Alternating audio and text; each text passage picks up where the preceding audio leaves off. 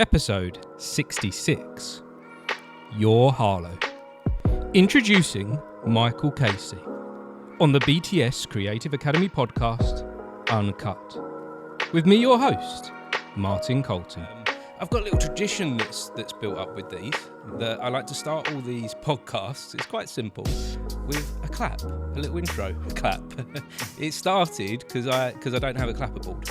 Right. And I link the sound and the audio together in the editing, and it helps if I've just got that beat. Yeah. But everyone seems to enjoy doing it. So if you don't mind joining me, after 3, we'll start with a clap. Yeah? Here we go. 1, 2, 3. Nice. Yeah. No take 2. No take 2. There we go. We did it perfect on one go. So how have you been, Micheal? Yeah, very well, thank you. I think when everybody says how you been, I just start talking about news. You know? Yes. I don't start to say, my park run's not very good, or whatever, or family. And you're always aware that you immediately, because I guess I'm always immediately in Harlow. Everybody talks to me about news. Yes, you're the local journalist for the town, aren't you? Only journalist left in the village, as they say. Yes, you're the last one standing. Well, yes, and when I'm 62, and when I was 62 years ago, I wrote a quick piece on the site to say, I'm happy doing what I do, touch wood, etc., have my health, and etc., I enjoy it, but if a town of 100,000 people, and I produced last year 4,300 stories on Your Harlow, we had nearly 6 million pages, but if a town of nearly 100,000 people has one journalist left, then that's a worry to me, because... Well, it's not a worry to me, but in some ways, but because even though I do a hell of a lot, and I don't think I'm too bad at it, there's a lot of stuff I probably miss. Right. And I can't follow up, and I can't sit and look at that document like when you worked as a team. So it is very much one journalist in parts of 100,000 people, but there is a gap there. So I'm almost starting with what I can't do, and when it comes to local news... that's repeated around the country, it was 5 years ago that the Harlow Star went, and that's the paper. Harlow began the century with 3 printed newspapers. The last knockings of the Citizen that had started in March 1953. The Harlow Herald went in 2010. The Star went in 2019. And at one stage there were 3 flourishing newsrooms, and they have gone, and the industry has declined in that way. Reach, who own the Harlow Star, have made something like 800 journalists redundant last year. And the Thurrock Gazette, the last printed paper I worked on a couple of weeks ago, they had 7 news items. 7, and they were just generic press releases. But that's that's their problem. And I often say, that's their problem. I can't solve their problems. And you talk about this is creative. I often compare myself to, you ask one question, I'll go on for an hour here. That's okay, you carry on. No, it's interesting. I have to compare myself to the music artist I liked in the 70s and 80s. I'm a big music fan. And I noticed artists who left major labels, set up the recording studios in their house, set up their company, dealt directly with the distributor. And they used to say, they'll never make $1 million, but their product is their own. And that's an argument or a story I followed for years. I remember Prince talking about that, when he was calling himself the artist formerly known as Prince, and George Michael about owning your product, etc. So there's a little of what I do is a bit like that. Yes, and I also see you as I read a lot of what you put out there, living locally, and I see what you do as a kind of formal storytelling. It's you've got some facts and figures that you've got to stick to, but you are with what you put together. It's engaging. Well, thank you. It is, because in many ways I'm the kid who left Harlow in St Mark's School, got my A levels eventually, and went to study history at university. And did you know at that point that you was going to be a journalist? No, was that the no? So what was happening in your life at that point when you was at school? It's difficult because. I'm a plodder. I'm dogged is the word. I often use that words. When I used to run for Harlow Athletics Club, I was a kid in the 70s. I was the kid at the back of the middle distance group. It was a good middle distance group, but I was still the kid at the back. And people used to describe, people would describe runners as elegant, stylish, etc. Dogged, And you'd go, why? And then when I was in doing my A-levels and doing A-level English, and there was this bank of girls in the upper sixth in St. Mark's, and we were doing things like Paradise Lost and Chaucer. Oh, and I just had this look, and I was at the back of the A-level English class being dogged. Nobody ever said, here's another great A-grade essay by Micheal. No. So, and then many decades later in your journalism, if somebody calls me dogged, and they do, amongst other things, you think, thank you very much. It's a compliment. Yes, and I guess that's life, isn't it? That Yes. what is it? What core skills? And it's almost say to people, what are the core skills you're learning? You may not go. You don't turn around and self-evaluate at the age of 17 or even 27 or 30 or whatever. But you go, that's what I am. Yes, that's what I am. I'm dogged. And you may not win any awards for dogged, but that's hey. There I am. No, but you've found a way to channel what you're. I'm going to be almost like spiritual here. What you're who you are. You've found who you are and what you do, and you've turned that into your career. Yeah, and I often, again, when Your Harlow was 10 years old on July the 1st last year, I said let's put it in perspective. Again, that history thing. They're going to university to study history, and I said, if 50, 100, 150 years time, if somebody wants to find out a little bit about Harlow even if I closed that day, between 2013 and 2023, I'd like to think the 32,000 stories are of some value. I make no bolder claim than that. I'm not going to do about shining a light on history and life. And there we are, folks. And in many ways, the same way as, like I do, if there's a story from 1992 or 93, I'll pop down to the museum, open up the Harlow Star, or if further back the Harlow Citizen. There's that. It's important to have that as well. Yes. Yeah. The only qualification to that is I always say to my wife, put me on a clock for 59 minutes. Ring me, because I get lost down some rabbit hole of news, which I do every time. And it's like, what am I here for again? Oh yeah, the boxer. Whereas I've gone down some other story. But it is almost like what's the term? There was a mass observation index that was the thing in the 20th century, and that's what it is, saying this is what happened. Like yesterday's news, this is what happened in Harlow on January the 18th, 2024. There it is, and it's important in a world that people talk about fake news or fake history, etc. Saying this is what happened, folks. Why is that important?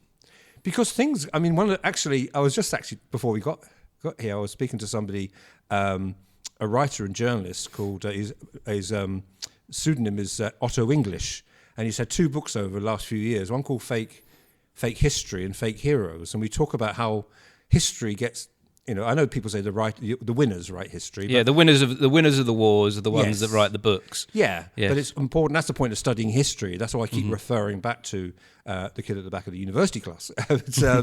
Is accuracy, and not only in I was mentioning. Yeah, because I was speaking to him because one of the fake heroes in his book, Fake Heroes ? Is Che Guevara, and Che Guevara's grandfather or father was Irish, and I was interviewing somebody at St John's Ark, and I think the name is Lynch, and the woman I was interviewing at St John's Ark about a project's going on next month to do with the Flowers sisters and the Titanic and all that. Her name was Lynch, and she mentioned Che Guevara, and then of course the whole thing about this hymn, Nearer My God to Thee. One of the Flower sisters wrote it, and it was apparently sung as the Titanic sank. And they are buried in Foster Street. There's a little, where the Horn and Horseshoes pub is on Foster Street. Yeah. They're buried there. Isn't there a blue plaque up in Old Harlow for them? I think so. There is, yes. Yeah. There is a blue plaque up in Old Harlow High Street. Yeah, but it gets one of the things about fake heroes, fake history is also, did they really? Who said that hymn was sung? Yeah. And that's about history. People do that thing, don't they? They say, oh yeah, they did. Who said that? And that's the same thing as local news. What was actually said that day? Because people just, summarise and adjust. Yes, and people say, oh yeah, this, that, And there's this term I heard somebody use. Well, we used to call it Chinese whispers at school, didn't we? And I guess that's what's happening with these stories. And that's again, let's pull us back to what I do. Is what when something. if something happens, crime, the helicopter's out or the people, the police, and there's, somebody's brother, sisters, best friend's Sagittarian uncle who used to live in Johannesburg said, "Oh yeah, I know," Yes, yeah. Actually, and what my job is then to filter it down, yes, and say to the police, can you give me details of why you were in X Street in Harlow at 19:30 hours on Thursday, such and such a date? And they say, boom, boom, boom, boom, and that's what they do, as opposed to, oh yeah, but I thought, and people do that, but you know what I mean? It goes on. I've got loads of examples of that, but that's a sort of crime. But lots of history is like that, and people can be like that, can't they? They almost, it's up to people can edit. It's a bit like people edit their own lives. They Photoshop their own lives, but it's important not to do. That's fine if people want to do that. I guess in that thing, you Photoshop your life, but actual accuracy when it comes to politics and news, it's important not to do that. Of course, you'll get people think political bias.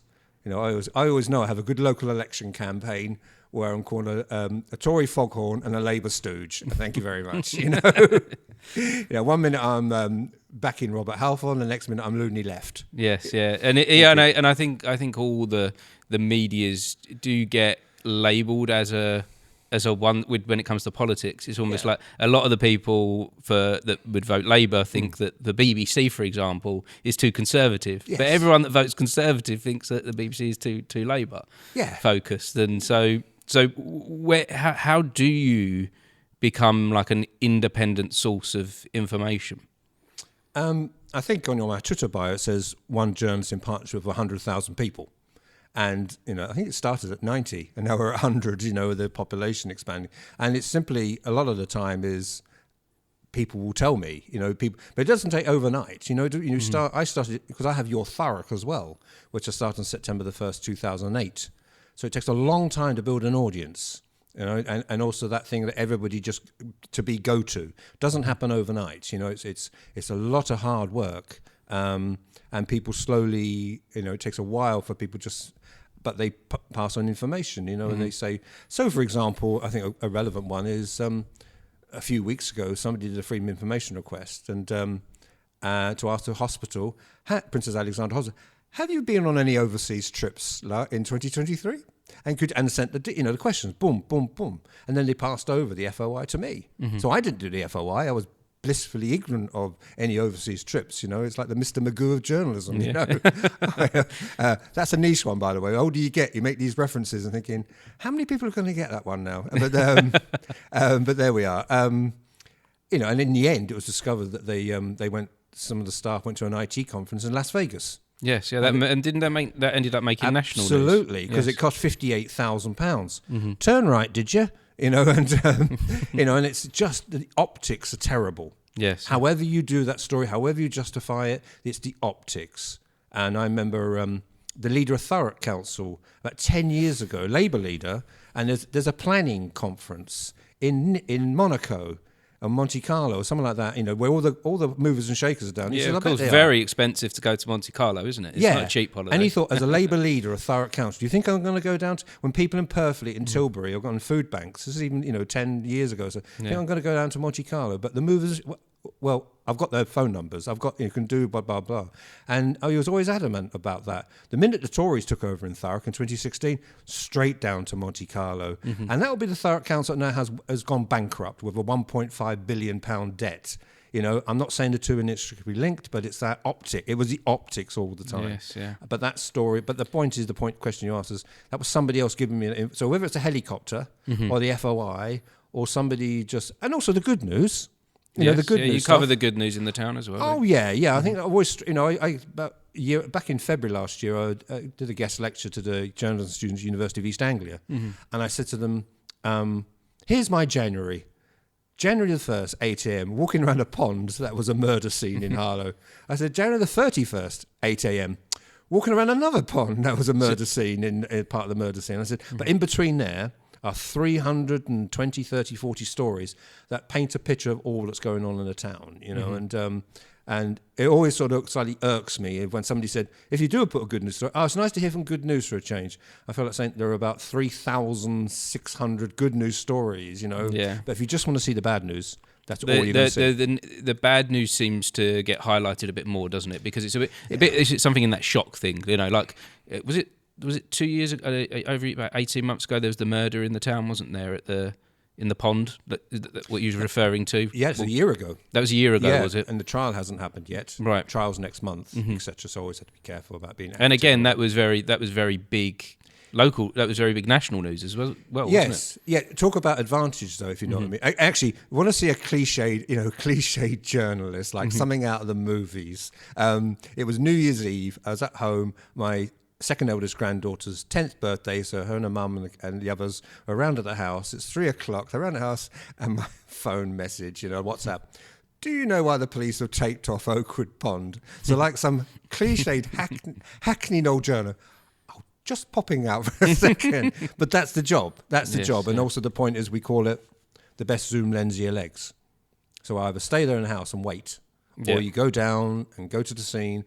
And actually, that was New Year's Eve. I had 2 days with that story where nobody was interested.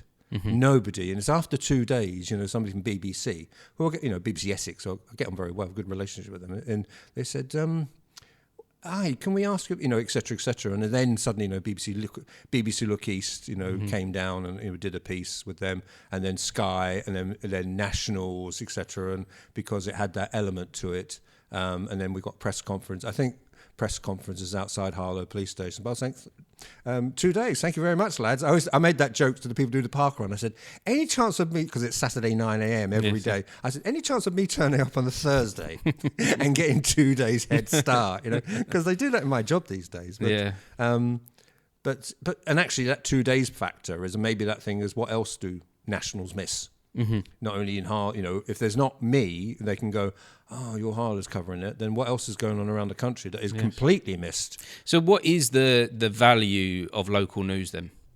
Because it seems to me, as we're talking about you being one of the last one standings, the value of that has disappeared a bit, hasn't it? Yeah, you're right. These are great questions, by the way. I really enjoying this. I appreciate that. Thank you. No, it's that's a good question. It's a celebration of a town, yes, and it's almost that, when you put the, I'm trying to think, St. James's Primary School Year 5s win a curling competition, in Harlow, etc. And that picture, you put the story in the picture of the kid, and the parents share it. So, yes, it used to be the paper, wasn't it? The page 16 of the Harlow Star, etc. Oh, look, there we are, etc. But parents then share it, and the joy that they have. There we are, is great. That's just taken me back to something in my younger years, when I was starting out in a youth theatre group. I had a piece done on me in the local paper, on the show that I was doing. We did this show Dracula, and there was just a paragraph on me of the effort that I put in, and what that gave to me in my life transformed my life. That someone at 16 years old, I was recognised for a moment for my hard work, and that propelled me forward in my life. Yeah, and I probably wouldn't be doing the things that I'm doing today if I hadn't have had that little boost. Yes, that little bit of recognition. Yeah, and that's the same when you take the pictures of the primary school. Them kids, they'll look at that. They'll go, these days they won't open a paper. They go online and they'll see their friends and family will see that, and their parents will say, "Oh, well done," and their grandparents will see it, and it gives that child that lift. Yes, and it is important. Everybody is valuable. You're saying to all the 93,300 people of Harlow, which is the census figure, is you're all important, and we can celebrate you all as much as we can. I know that might be difficult, but give me the opportunity to celebrate. So I'd say that local news is highlighting the value of local individual people, isn't it? Yes, and this is you are important, you are valued, and we have lived and living in uncertain times, where it's a cost of living, the post-COVID thing, and so it's and again, and you talk about the value of local news. I've just mentioned COVID, from March the 1st, 2020 through to late 21, early 22. We did over 2,000 stories on COVID. Won an award, but what award was that? It was Octopus Energy had a Community Champions Award, and they're looking at people over that. And that specific one about in 2022 was about COVID and whether it's businesses, and that was we were recognised for. And actually talk about that. I mean, remember I think the second or third story about that, again about the importance of local news, was I think a member of staff at William Martin School had been to skiing in northern Italy, and that's one of the second or third places referenced about COVID and this journey it was making from allegedly China. And so the member of staff went to William Martin and said, "I've just been skiing in northern Italy," and they had to steam clean. They just did a steam clean then. But again, BBC Look East came and wanted to do a film, and they. And were interviewing me about it. Again, I'm not entirely sure why I'm being interviewed. But you've been interviewed recently on morning television. Yes, Talk TV. Yes, Talk TV. You get around a bit, don't you? I'm trying to do the polite version of that. I think some people go, "Who appointed you mayor?" Or indeed when. I guess you are the voice of the town, though. By sharing the stories of the town, you've become you can echo the feelings and the voice. You're hearing all the voices, and you can be a source of. Well, yes, and that's what the importance of nationals having a relationship with the local guy. It'll be that, and we've got a general election coming up this year. That's what that will happen. But it's very much the saying about the pothole. The saying, well, I've got a daughter who's got 4 grandchildren who's doing the school run. And she's like weaving around the town. So I'm not blaming anybody necessarily about the roads. I said my neighbour's a driving instructor. I said, so what do you do? I said, when she can, she knows the potholes of Harlow intimately. So, for example, I said to her, so what do? You see that pothole, you've got somebody driving, you think, do you try and tell them to swerve into the other lane? And then, I can't. They're concentrating on driving on a straight line. That's the first thing. I can't say, oh, by the way, just swerve into the other lane. So, and if she does go that could be £180. Yeah. So you have to, what you're reflecting is the human experience, and that's what a lot of our stories are about. People in Harlow that wake up in the morning and go, I wonder if they've stopped the boats yet. Well, there's a few people who do, but they're thinking about the cost of living, and this is a cost of living thing. You earn £150 a day, your wheel goes, it's £180. Yeah. So I'm £30 down today, and I've got to feed my children. So that's really I'm doing these things, I'm trying to relate the Harlow experience. Yes. In that way. So going back to the COVID thing, was when they wanted to talk to me, and I said, before we start, can I describe my university? I went down for 4 years down the history department. On the right was the Department of Medicine. I said, I never went down there then, and I'm not going to go down there now. I'm not going to start talking to you, And that line that later on when COVID, etc., that somebody said, the bloke who sat next to you at school couldn't do his 5 times table, now thinks he's the professor of epidemiology, And it was that saying, so it's all about what you're talking about is frame it within, know your limits. So I wasn't going to start talking about, epidemiology, because I have no idea. Likewise with potholes, I don't really know. People start talking about lamination and et cetera, I'm only sort of reflecting people's experiences. Not going to go, I am not the mayor of Harlow, or I wouldn't know how to, again, I wouldn't know how to be a counsellor or whatever, or wouldn't know how to do these jobs. You're just asking questions and then relaying it to my readers, and taking it from there. I noticed in COVID your readership grew, didn't it? Yes, and that was a sort of, this month in 2021, we had something like 750,000 page views, and that was when we were doing 3 stories a day on COVID, a stat. And I want to show people as the stats. And there's one particular day, and I can't remember it now, but it is in the archive. I think there was something like 250 people in Princess Alexandra Hospital, and I remember that day thinking, is this the feet touching the bottom of the pool, or is that, or have we got far worse to go? Or are we going to start bouncing back? And we were indeed bouncing back, but I thought that was quite a scary stat. But it was also reflective that you're just presenting these stats, and that's where we go. And of course, at the end of that year, 2020. I did say to people, in 2021, I hope I get less readers, because that would mean people are out and about, and we've recovered, and indeed we did. In fact, which I was sort of strangely pleased with, because you want people out and about. You're still producing the same amount of stories, and although last year we beat that I think 5.7 million extraordinary year. So we went up from 2.8 million pages in 2019 to 5.7 in 2020, dropped down to 4.5 for 2 years, and then last year we got 5.8 million pages. But I'm not chasing, but you can just, it's not a urinating competition. You can just chase and chase and chase, As long as we're producing 4,000 stories reflecting the town. That's me. I also feel like we're living in a time that came around with COVID where a lot of people don't trust the media, journalism. Do you feel that at all? Is that different in local news than it is in national news? Like I mentioned the BBC earlier. I talked to a lot of people that can't stand the BBC anymore. They can't stand Sky News. They can't stand Talk to. They've all got like a different source of media that they feel has an agenda to push onto everyone. I wonder in a post-COVID world, and I haven't done any scientific study here, is somebody once said, are the angry people angrier? So that might be 2%. Then you've got the 90-odd% who are just getting on with their lives, et cetera, et cetera. And then you've got the 2% who, the fragile people, are continuing to be fragile, even more fragile. I wonder if that's our world. But I think we lurch into the world of conspiracy theorists, aren't we? And they all have always existed, haven't they? From Area 51, UFOs to people looking for religions and 9/11, etc. And it became this was another one, wasn't it? And the knock on is not trusting.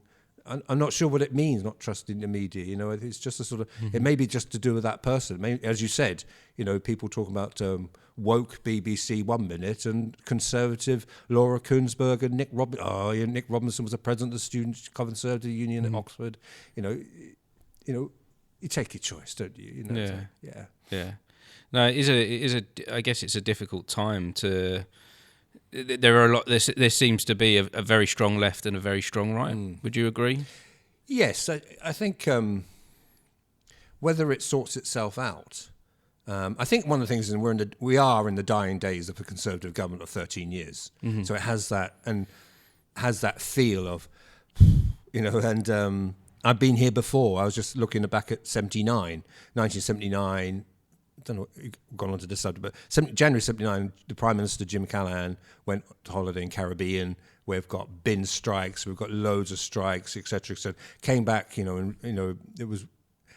came back to Heathrow, interviewed in a really chippy, tetchy interview, and it just, the optics were really bad, and he came back, and the next day the Sun used the headline, "Crisis, what crisis?" And that hung over him, and he never even said it. Jim Callaghan said, again, that's 1979. Yeah. Mm-hmm. He never said crisis, what crisis, but it became a really good line. So I guess that's where the people are aware of that later on in history, that the media take an angle and drive an agenda. Yes. So that's where the distrust comes, that I feel like as a population, I feel like we're kind of more aware of that's happening. But we've got so much information, haven't we? Yes. It's so much information, but are people actually, paying attention? Mm-hmm. You can have all the information you like, can't you? But people, with their phones, etc. But are you, you may have all the books in the world, and so that's a thing, and people interpret certain things, don't they? It's up to them how they interpret it, But again, I think we've got to make sure we're concentrating on a tiny group of people who take up a lot of energy and a lot of air, bandwidth, I think. Yes, yeah. So moving away from politics, because that's a rabbit hole, isn't it? Politics, the arts. Yes. You're a great champion of the arts, local arts. You come and see most local productions, don't you? Both. We've got 2 theatres in this town. You go to both of them and you champion them both, and you highlight other arts things that are going on, music events. Yeah, actually, I do. I know it's not in Harlow, but they're lovely people. The Heath Players. Yes. And I do say to people, when you do thousand stories a year, and I get my invite to the Heath Players, and I said, I get in my car, and I totally, I live I live in the last street in Harlow, which some people said, you love Harlow so much, you live in the last street. I said, anyway, I tootle on through Shearing into Hatfield Heath, into Car Park. Margaret Lyons is usually on the reception, has my programme, has my ticket. reserves a seat for me and they have a drink for me in the interval. And I said, sometimes I think, I wish every day was a Heath Players Day. You know? Really? Oh, lovely. But you know what I mean? I quite like You that. love being part of the community. Yes, and I think the thing, I enjoy reviewing. I'm not an expert, etc. It's not, but it's just something I like, and actually, I was up. I do a busman's holiday. You probably know that I do a busman's holiday when I go to the Edinburgh Festival, and I work for the Edinburgh Reporter. Right. And I was there last time. I did about 15 shows in 4 days. So I'm more like a Duke of Edinburgh. You can imagine. I do the show at the top of the Royal Mile, and then I've got 9 minutes to get to the next one. But when I was getting my accreditation this year, and the people on the admin area at the festival said, "Oh, what do you like to go and see?" And I said, "Well, I don't do famous. I've done famous. And I said, I hope this doesn't sound too patronising, but I'm really trying to support the artists. I said, I want to go see people I might just be batting for." And in that way, and what I meant, and indeed, I think the third show that first day, you go in and there's one paying customer, who's from Castle Barnard, because I got chatting. I'm sitting behind them, and 3 members of staff from the venue have come in with their lanyards. You're thinking that's just all spread out, and I can't help but feel for that person. Yes, yeah. And so I'm not, and I'm actually hoping it's okay, and I will try and look at it sympathetically and write it, and then I hope. And sometimes I'll try and say to somebody, if I catch them, by the way, I'm the Edinburgh Reporter, and the review will be up tomorrow if you look out for it, and they do, and if they catch it, they do, and then they'll put it on their Twitter, and I think they had better. I'm not saying I was the cause of their better audiences, but you're just sort of pitching for them, and you'll see some stuff and you'll think, yes, and I get, and that's the thing with theatre, with all art, isn't it? It's subjective, and some stuff is good, some stuff is bad. Yeah, I guess you have to experience the bad to understand what the good is, and look forward to the good. Well, and you just I just like to see. I love the love the festival because there's so much going on in that way, and I think I just feel for. Feel for the writer. I remember a few years ago, you've got a writer from Northern Ireland. They're holding down 3 jobs in London. They've got a GoFundMe page to fund the damn thing. And it just must be really hard. And you see lots of... I remember asking Rory at the Playhouse how much it costs. It's just, to put, say, 4 people, 3-week run. It's just eye-watering money. And also then I start to think, well, how could somebody from Harlow afford that? It becomes I know a lot of people might say, well, how long have you been reviewing the festival, Mike? I realise it might be a middle-class celebration, but it doesn't make it right. The cost of flats, etc. I have friends I stay with, so that's fine. I guess to do your art to that level is going to take some financial risk. Yeah, and I guess that's what you have to weigh up, and you have to. If you really believe in your project that you wrote or you're producing, then is that a good place to take that risk? I don't know. It's not. I mean, some people do. Successful artists do say, like there was Six the musical recently, wasn't there? Yeah, that was that started at Edinburgh. That was its starting platform, and from there it's got massive. It's gone all around the world. But if it hadn't have been for the Edinburgh Festival, it would have never taken off. Then again, I remember about 30 years ago, I remember being in the Pleasance Courtyard, and a friend. I remember one friend who was going off to somewhere. I said, "What have you just seen?" He said, "Oh, I've been to is it Rachel Berger or something like that?" He said, "It was dreadful, And was it? Oh yeah, all right, etc." Then I went somewhere, came back, and a friend was sitting there, and this woman friend, "Oh, can I introduce you to Rachel?" "Oh yeah, Rachel. Yeah, are you here to tourist?" "No, I'm performing." "Oh, so what's your name?" "Rachel Berger." I said, "Oh, how's it going?" She went, "It's really tough. It's really tough. I'm on show 3, and it felt like somebody's doing a 26-mile marathon and are on mile 3, and they're really suffering, And I just remembered that. I thought, well, I said, "Oh, a friend of mine just saw your show." "Oh, what did they say?" And oh no, you do that. Oh, yeah, but then I never thought about that, but then I forgot about it until about a few years ago, and about 10 years ago, I remember thinking, for some reason, the name came up, and I Googled the name, and there's a website. She's an Australian. There's shows in Brisbane and Sydney, and there's So I felt, well, you're stuck in there, dogged. Maybe she's just been dogged. Maybe a lot of artists. Some come, some go, but some maybe just. I'm here for the long haul, you know, and they stick at it. Maybe they have the terrible shows. Yeah, they learn the lessons and make the mistakes, but they keep pushing on and they get better. Yeah, and actually there was an artist. One of my favourite shows I saw. I think 5 short sketches about crime, and I loved it because it's basically the humour's really corny, and I have terrible humour, you know. But I gave them a 5-star review, and they put it up. You know, hey, we got this review in the Edinburgh Reporter, but I could see other people commenting saying. And this is an important thing about reviewers, is somebody said, I think they get frustrated about some reviewers who don't turn up, or somebody puts it on 7 days later. You know, I will go and then find a corner of somewhere, you know, I know, or the cafe, you know, or we have a hub. Actually, we have a hub at the Edinburgh Festival, at the Edinburgh University. Or as my wife says, in university in Scotland in 1983, writing nonsense looking out the window. 2023, nothing changes. But you know, I'll bang out my copy and make sure it's up as soon as possible. And I think that'd be very frustrating, you know, because they're just desperate for reviews. Yes. Now, so tell me about that, because some would say that might be just feeding the ego of the actors. That's why they're desperate for it. Is that what you're serving? No, I think they want. I think that's quite harsh, isn't it? You know that. And having been an actor, I've heard that. I've heard that kind of feedback. No, I'm just saying they put this show on. People paid for it, and this is what we thought of it. But what does that do for them? I think I think when somebody's pleased, you know, they're clearly they've worked really hard to get there, and now they're working really hard to get the show on between 12 noon and 1 o'clock, and they're boom, boom, boom, and it just gives them that little boost. Yeah, sometimes we just need a pat on the back, don't we? Yeah, going back to you, we mentioned briefly you do your park run. You're very much into running. When you're doing that kind of thing, I feel like it's similar in a way. When you're running sometimes and you're struggling, if someone just comes up beside you and goes, "Go on, Michael, you can keep going." It gives you that little push, doesn't it? Listen, this is the reality, Martin. This is the reality. When I ran in the 70s, and I was 800-metre run, I breathed really heavily. I was going the back straight for the second time, passing people said it was like a steam train passing you.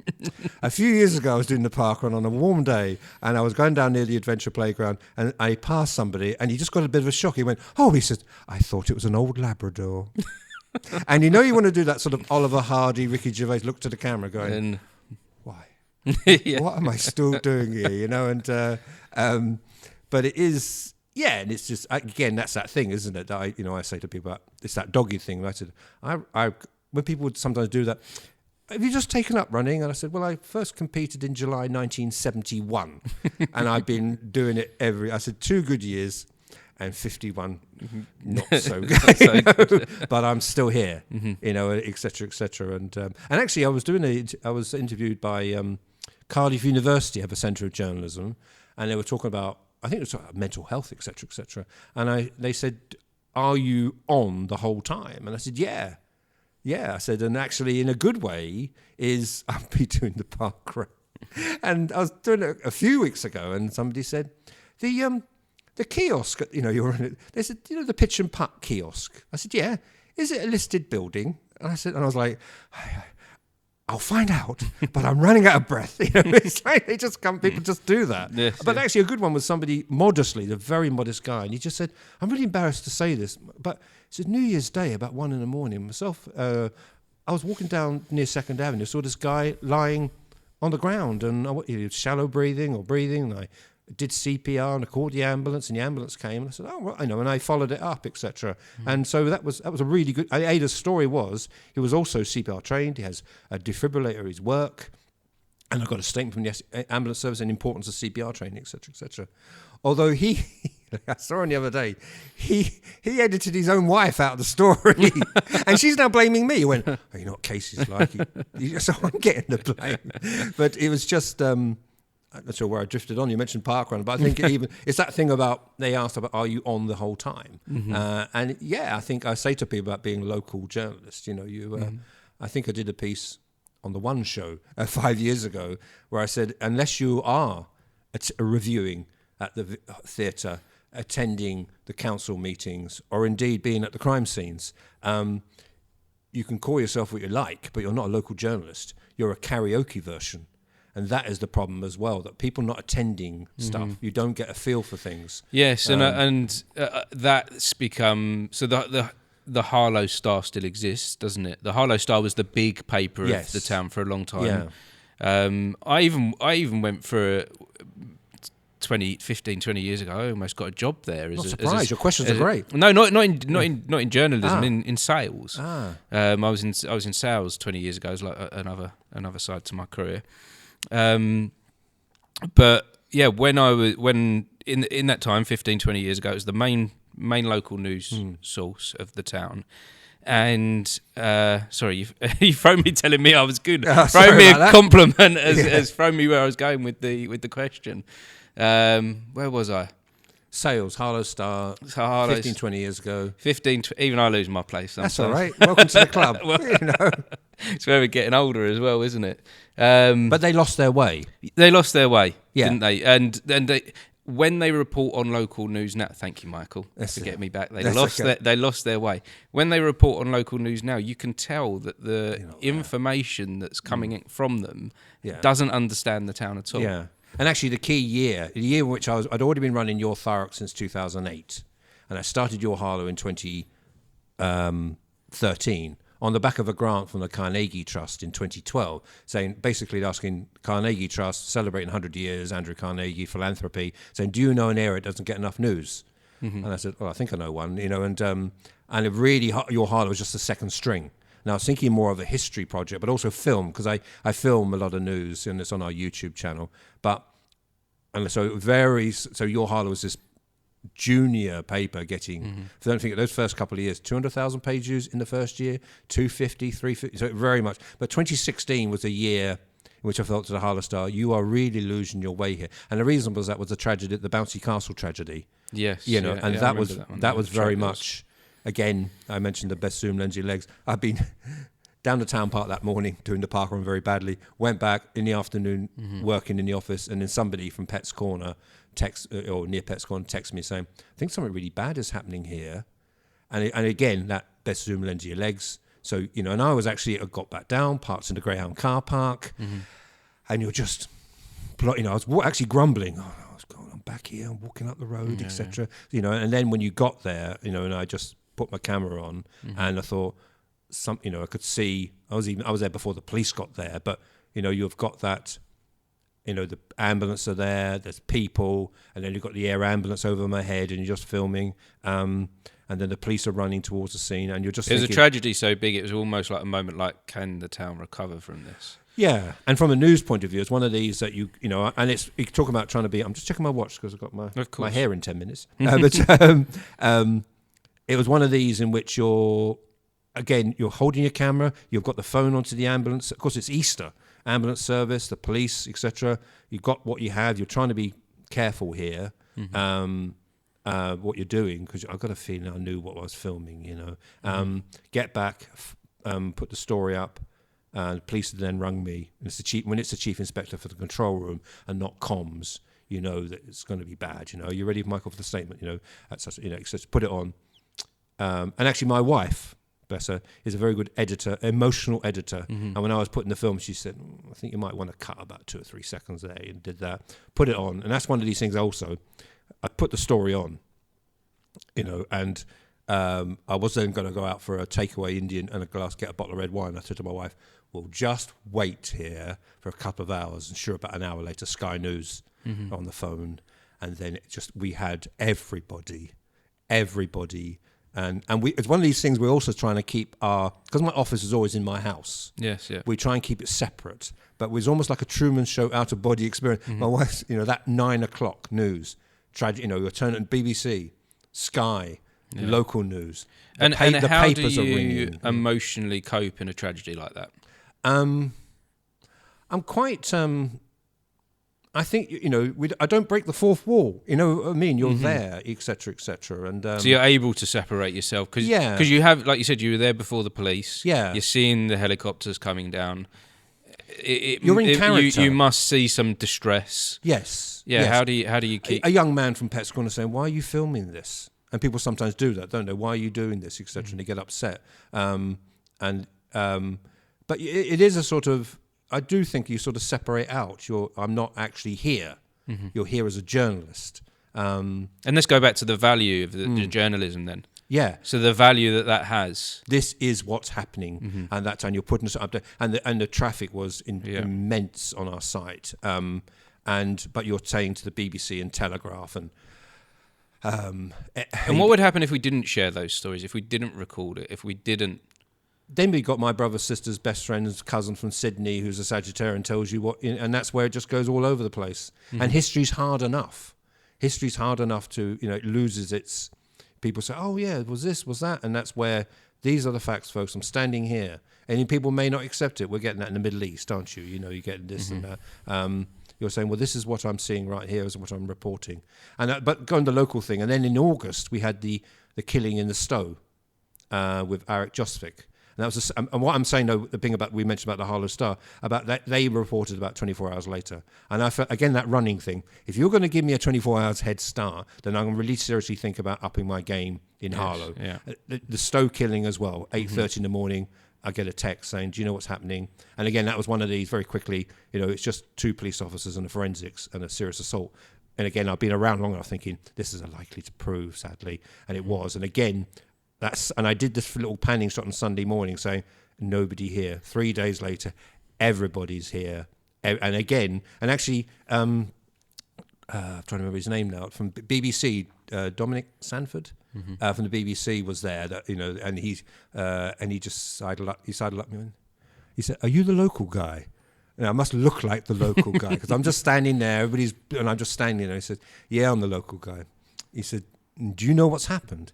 I said, "Yes, thank you very much. And when you all go, I'll continue reporting on what's happened." And when the circus comes and circus goes to town. So you do have that. You'll just sit down there. But he sort of recognised there's a local guy somewhere. And that's the importance in a local guy saying this was, and what the local guy had already knew then, that this was probably a one-punch tragedy, manslaughter, that from John O'Groats to Land's End happens. Some 2 guys, one punches, etc., etc. And that's but again, the point was, again, I had 24 hours and thinking, that's when after that, a few weeks later, I committed to doing 70 stories. I said, I'm going to commit to doing 70 stories a week on your Harlow.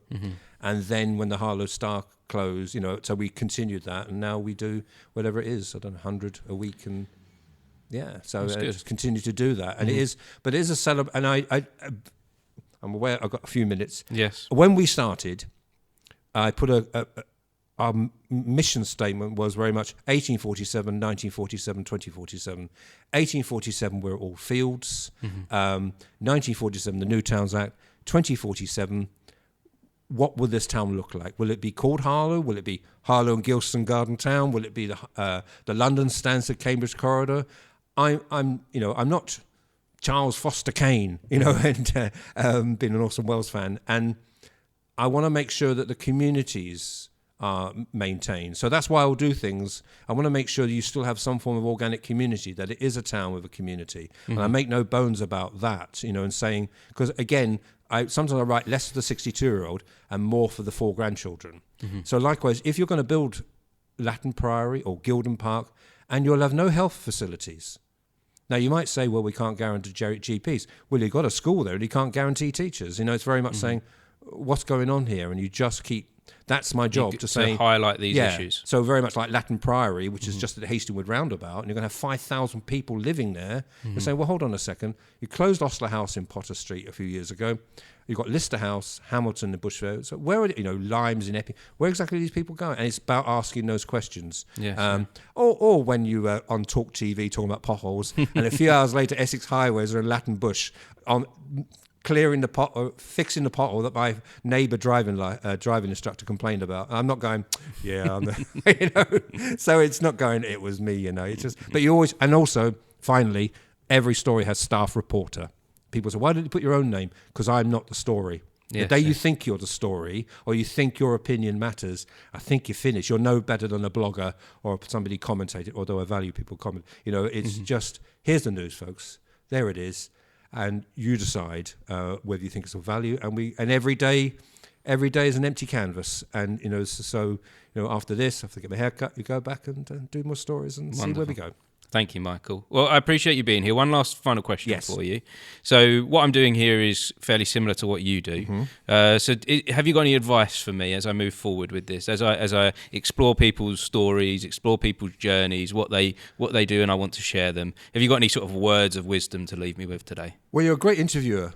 You're really interested and you're really engaged, etc. And that's the way it feels anyway. I appreciate that. Game, I am. Yes. I'm curious. Yes. I really do want to. Curiosity, and that's what I say to young journalists. But also, I think there's probably an organic nature to what you're doing because it's creative.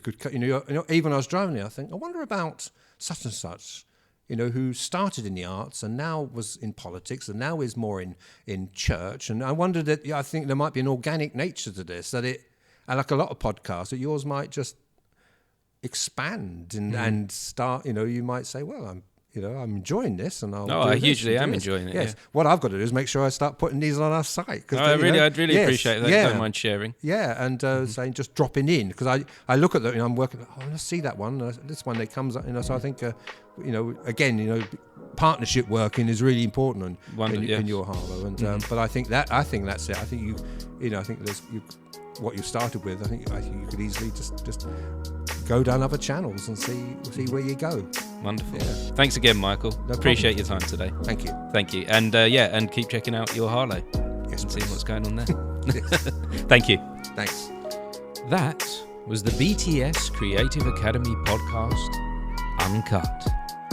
I appreciate you joining us for this conversation. If you'd like to find out more about the BTS Creative Academy, just search BTS Creative Academy. And so that you don't miss out on any future conversations, don't forget to like and subscribe.